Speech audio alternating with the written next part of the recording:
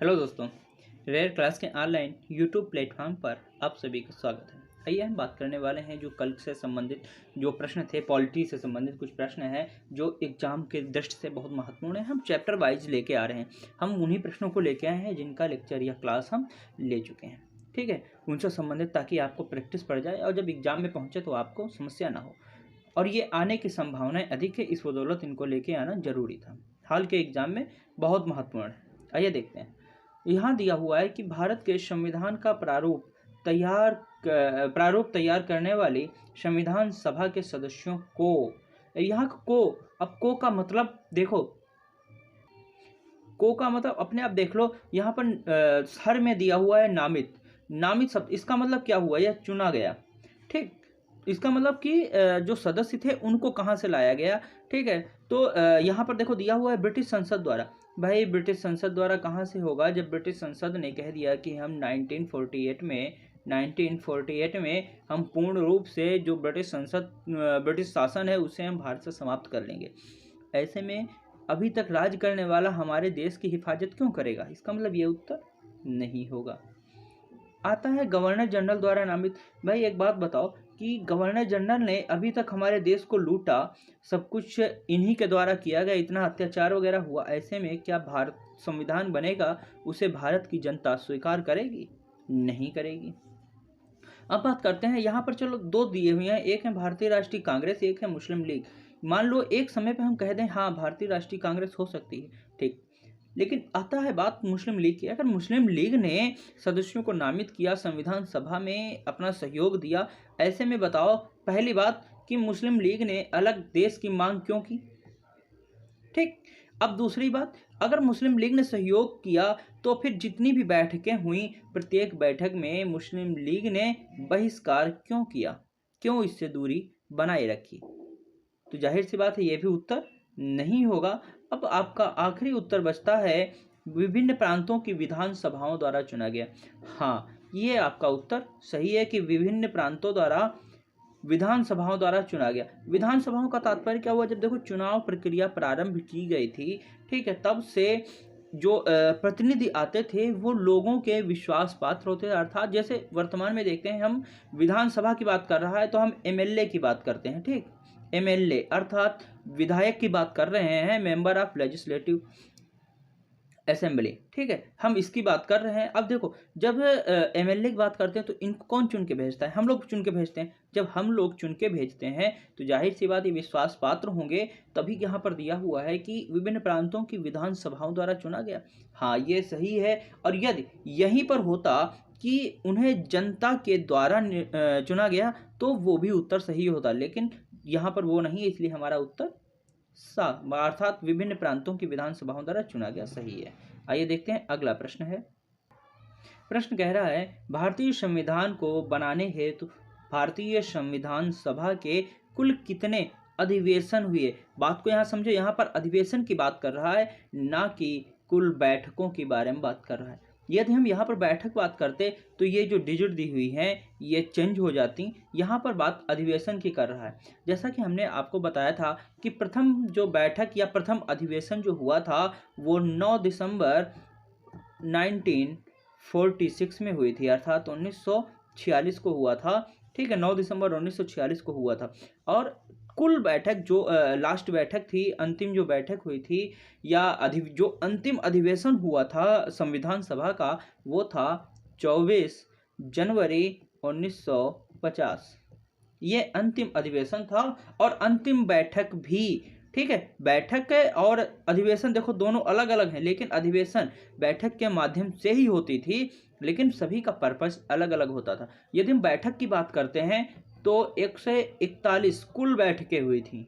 संविधान सभा की कुल 141 बैठकें हुई थी, लेकिन यहाँ पर बात कर रहा है कि कुल अधिवेशन कितने हुए थे। जब हम देखते हैं अधिवेशन के बारे में बात करता है तो पहला अधिवेशन 9 दिसंबर 1946 को हुआ था। इसी अंतराल पर 2 दिन बाद दूसरा हुआ था, फिर 2 दिन बाद तीसरा अधिवेशन हुआ, फिर लंबा समय ले लिया था।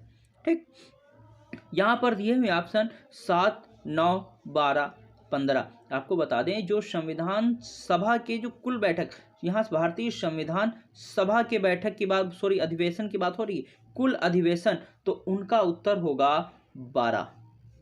हमारा 12 उत्तर सही है कि कुल जितने भी बैठक हुई थी या अधिवेशन, सॉरी, जो अधिवेशन हुए थे वो कुल 12 हुई थी।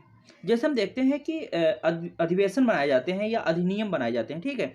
कोई भी जब अधिनियम तैयार होता है तो क्या होता है, क्या सारे मतलब विधेयक जितने तैयार होते हैं सभी अधिनियम बन जाते हैं?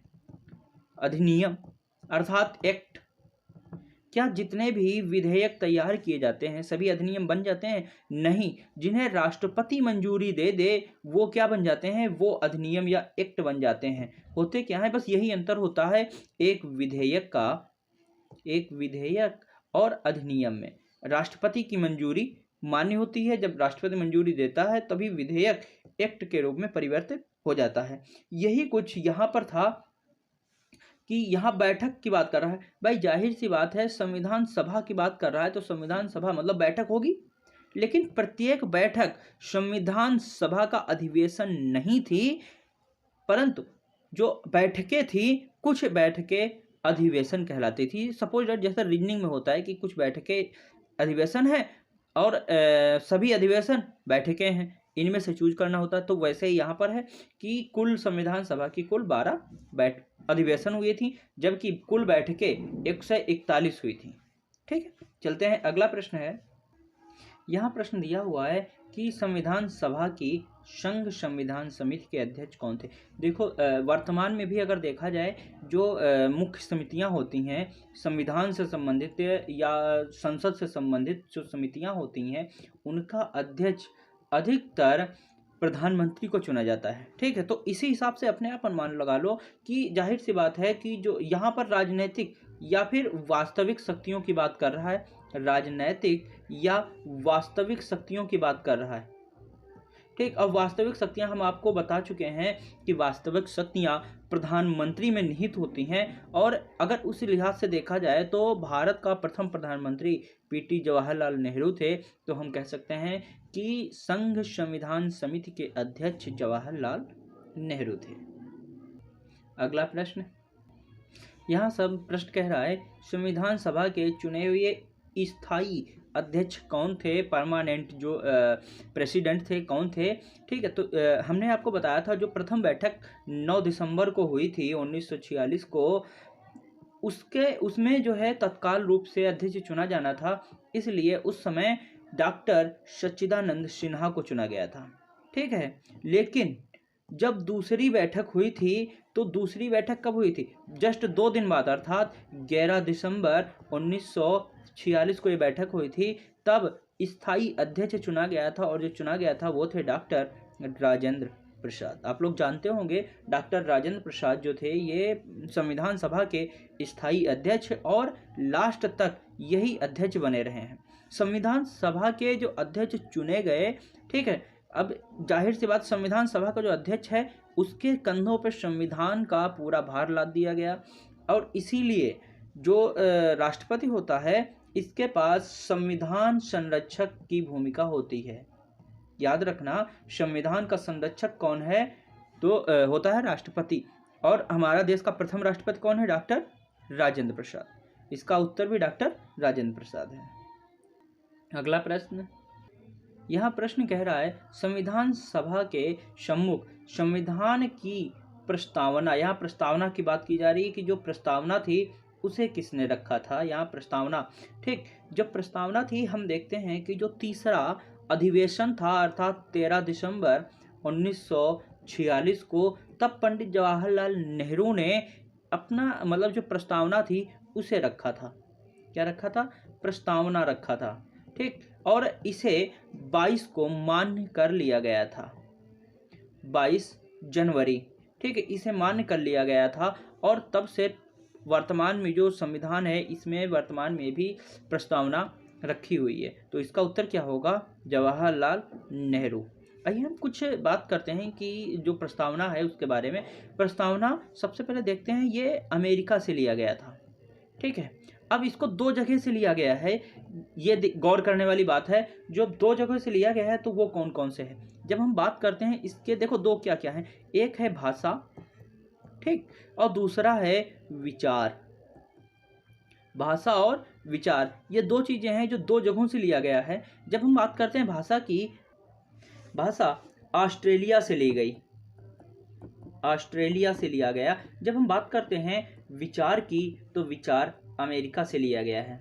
ठीक, इसीलिए जो बोला जाता है कि संविधान की प्रस्तावना कहाँ से ली गई है, तो हमारा उत्तर सीधे आता है अमेरिका से ली गई है। क्यों? क्योंकि विचार ही यहाँ से आया है, पर भाषा पसंद नहीं आई, इसलिए प्रस्तावना की भाषा कहाँ से ली गई है?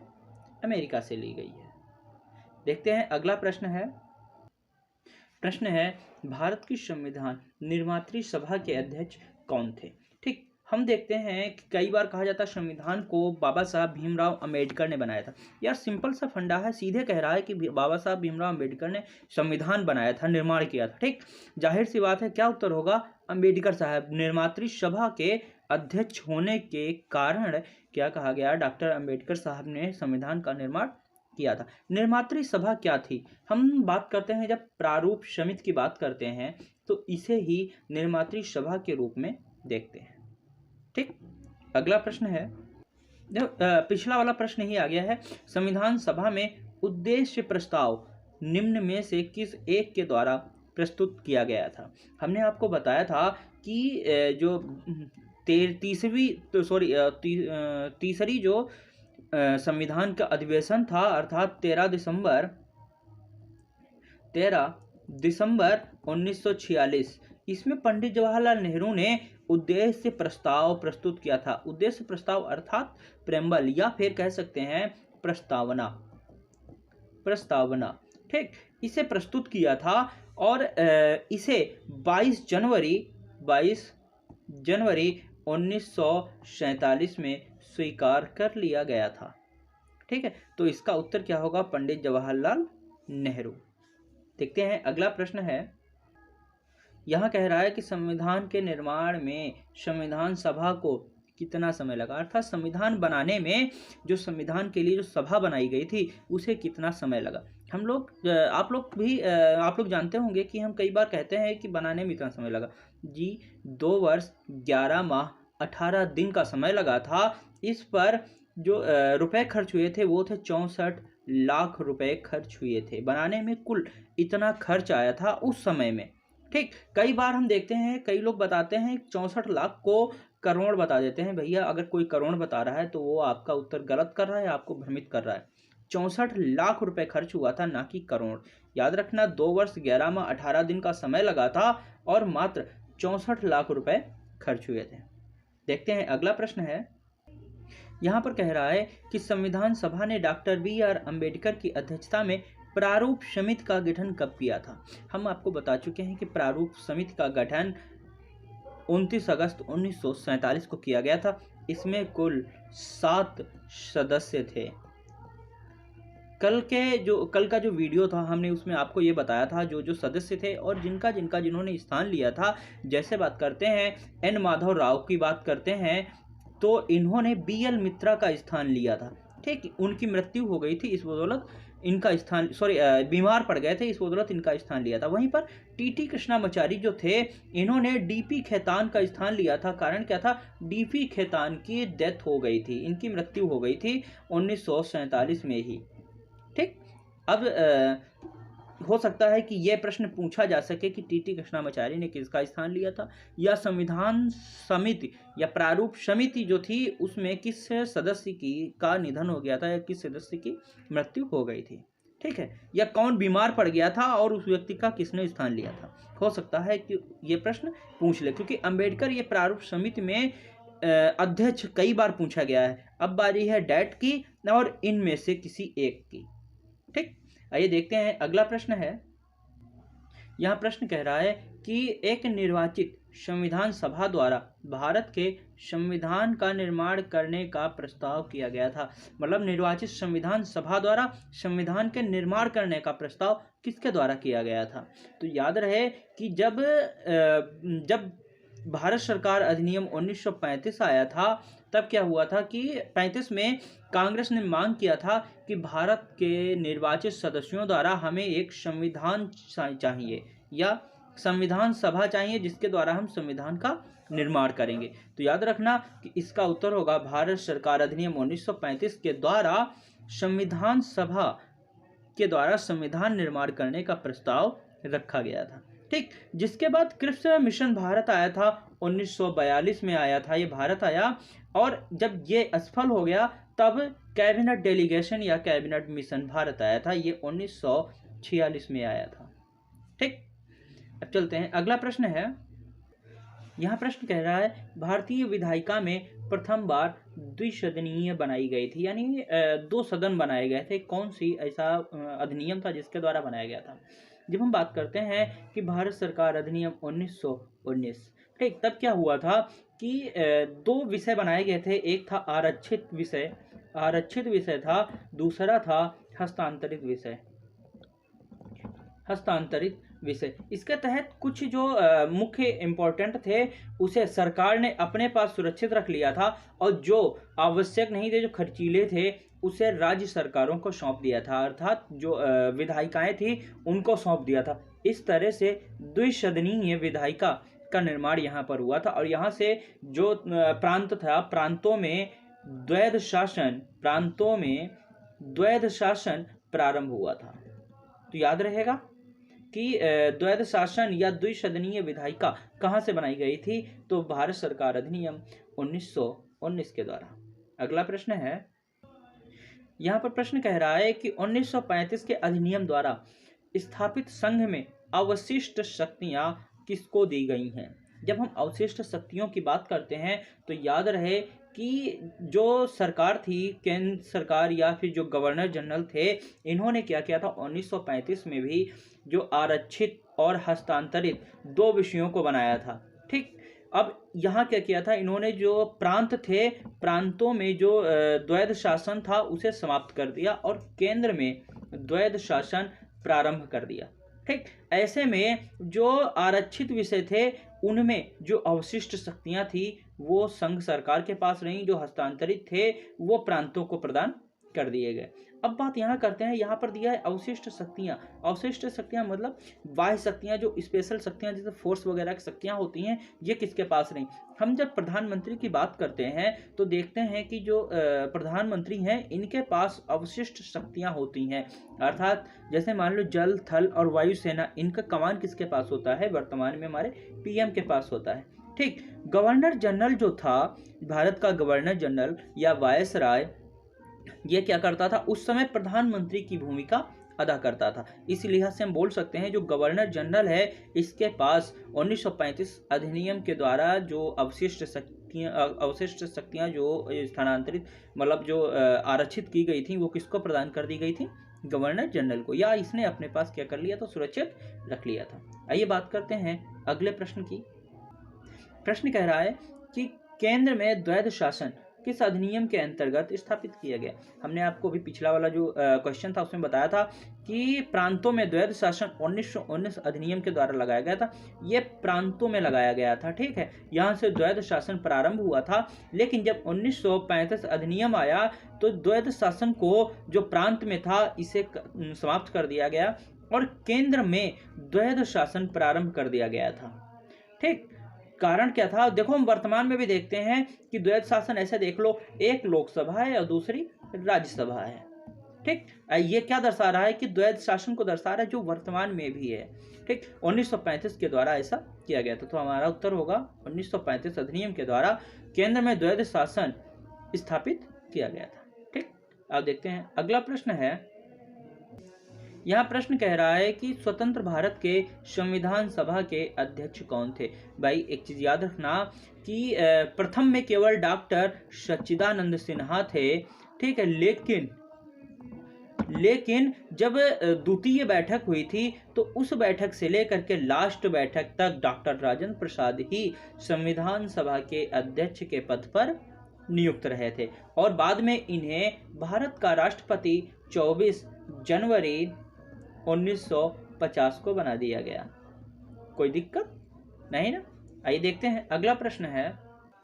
प्रश्न कह रहा है निम्नलिखित में से किस अधिनियम ने भारत में संघीय शासन की व्यवस्था की थी? याद रहे ये संघीय ना कि प्रांतीय की बात कर रहा है। अगर प्रांतीय की बात करता वही देखो प्रश्न है, बस घुमा दिया गया तो 1919 लगा दिया जाता। ठीक। लेकिन यहाँ कह रहा है संघीय शासन की व्यवस्था का प्रारंभ किया गया था। संघ सरकार मतलब जो अवशिष्ट शक्तियाँ, जो विशेष शक्तियाँ थीं, संघ सरकार ने अपने पास रख लिया था और ये हुआ था 1935 अधिनियम के द्वारा। ठीक। तो और इसमें हुआ क्या था, द्वैध शासन को प्रारंभ कर दिया गया था। वर्तमान में हम इसे लोकसभा और राज्यसभा के रूप में देख सकते हैं। जो अवशिष्ट शक्तियां थी वर्तमान में भी प्रधानमंत्री के पास देखी जा सकती हैं। जैसे तीनों सेनाओं की कमान या प्रमुख कमान किसके पास रहती है, हमारे माननीय श्री प्रधानमंत्री के पास रहती है। राष्ट्रपति को केवल हम अगर कह दें तो एक हिसाब से कह दिया जाए धोखा, जैसे खेतों में धोखा खड़ा होता है उस हिसाब से खड़ा होता है, क्योंकि इनके पास कोई भी विशेष शक्तियां या अवशिष्ट शक्तियां या वास्तविक शक्तियां नहीं होती। केवल इनके पास जो राष्ट्रपति होते हैं उनके पास संवैधानिक शक्तियां होती हैं। ठीक। इसके अतिरिक्त कोई भी अन्य शक्तियां नहीं होती हैं। हमारा जो सेशन था आज तक यहीं तक था। ये मोस्ट इंपॉर्टेंट क्वेश्चन है। अगर अच्छा लगा तो प्लीज़ लाइक, शेयर और सब्सक्राइब कीजिए। धन्यवाद।